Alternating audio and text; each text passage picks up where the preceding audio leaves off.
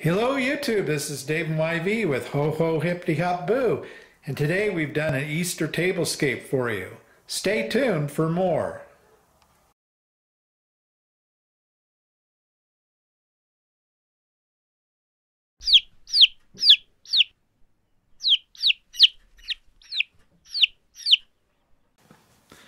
Okay, we're back, and why don't you say hello, YV? Hello everybody, hope you're doing good today.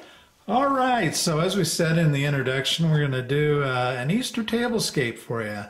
First, I wanted to show you the pattern that we're using. Now, what you see in front of you is some Rosenthal China, and specifically this is the Victoria pattern. Victoria, though, spelled with a K in place of the C. This is a set that's kind of personal and special to me. It belonged to my maternal grandmother. Her name was Frances, and she got a lot of it from her brother Jack, who was out in Germany in World War II, and asked my grandmother what she would like, and she wanted some Rosenthal China. Now, everything that you're going to see, I don't think Jack brought back from the war. I believe my grandmother added to it over the years, but anyway, you're going to see a pretty complete set of Rosenthal China as we go through the table setting. All right, YV, why don't you tell us a little bit about what you've done here and kind of what your goal was?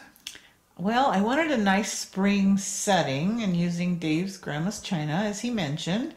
So I started off with a dusty rose pink tablecloth in the damask style. It was actually a little bit too long, so I was able to cut it off, round it off, and made some napkins to coordinate, which you see on top of the plates. Next, I wanted to use a charger that was gold colored, but had the design that echoed the plate. To me, this is not really a scalped charger, it's just got enough indentations that it mimics, to me, the shape of the plate, and also brings out the gold rim around the edges on each plate. Yeah, let me kind of zero in on that gold. There you can see the gold rim of the plates, and the charger really does, I think, accent the coloration of the plates pretty well. And there's that napkin that YV was talking about that she made out of the tablecloth. Okay, so, and then what else do you got on there? Well, just a simple gold ring to hold the napkin in place, and then for the actual silverware, it is Americana Gold Heritage flatware in the scroll pattern that was actually a gift from my paternal grandparents from 1982. So I've had it quite a while. I don't know monetary value, probably not a lot, but sentimentally it really means a lot to me. One of the few things I have from my grandparents. So yeah. We've got the whole service for 12, including and then there's a regular dinner plate, and then I think that's either a salad plate or maybe a dessert plate. Unclear about that. All right, Wavy, I noticed you got some little bowls set up by each plate setting. What is that little bowl? Well, those are berry bowls, and the reason I use them is because I wanted to use the big salad bowls, but they're just too big. So.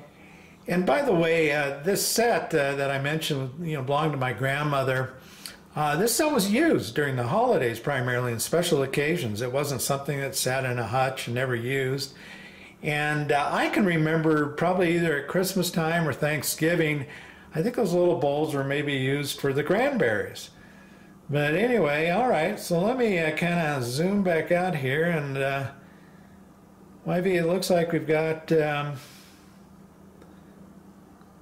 some, coffee cups? Coffee cups, or teacups. And then we've got a beautiful coffee pot there.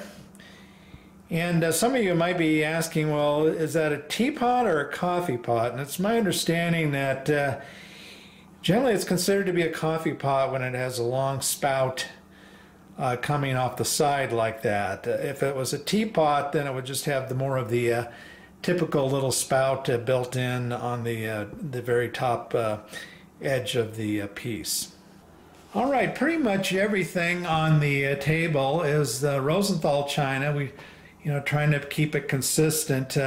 However, this flower vase, you may have recognized from our last video. YV, where's that vase from? That is Garden Rhapsody Fitz and Floyd, and this is actually the back of the vase. I liked it because it has the spring colors of the Victoria pattern, but yet it's a little bit different. And then, of course, I did the arrangement using flowers from Hobby Lobby that I went and got just, last week. So thank goodness they were 50% off, because boy, they add up fast. I'll tell you that. Yeah, there's a lot of stuff in there, isn't there? Yeah. Do you have a favorite little flower in there, or? No, the roses. Yeah. Let me zoom in a little bit closer. And it's an arrangement in the round, which you'll see when he does the whole table view. So I tend to be more balanced on things versus haphazardly putting them in there, but. And then you can see, in keeping with Easter, we've got a serving bowl there that has some eggs in it, and then kind of on the other side of the table is a nice big soup tureen. So anyway, folks, that's kind of the history and story of the table, and we're going to do some close-up work, maybe set it to music and let you see it a little bit more closer and all of the pieces. So hopefully you guys have enjoyed this video and have a good holiday. Thanks for stopping by. Bye-bye. Bye.